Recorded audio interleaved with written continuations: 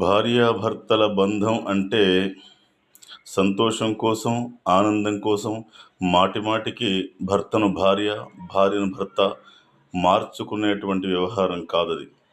ఒక్కసారి బంధం ముడిపడ్డది అంటే ఎలాంటి పరిస్థితులు ఎదురైనా, ఎన్ని కష్టాలు, ఎన్ని నష్టాలు, ఎన్ని దుఃఖాలు ఎదురైనా, ఎలాంటి సుఖ సంతోషాలు ఎదురైనా జీవించినంత కాలం వాళ్ళు సమానంగా పంచుకొని హాయిగా జీవించాలనే మన ధర్మం చెప్తుంది తప్ప, ఏ కారణం చేతనైనా భార్యాభర్తలు విడిపోవాలని మన పురాణ ధర్మం ఎక్కడా చెప్పడం లేదు.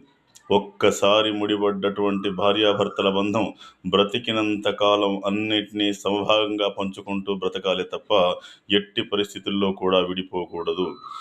మరి ఈరోజు జరుగుతున్నటువంటి కొన్ని విషయాలు దృష్టిలో పెట్టుకొని నేను ఈ వీడియో మీకు అందిస్తున్నాను.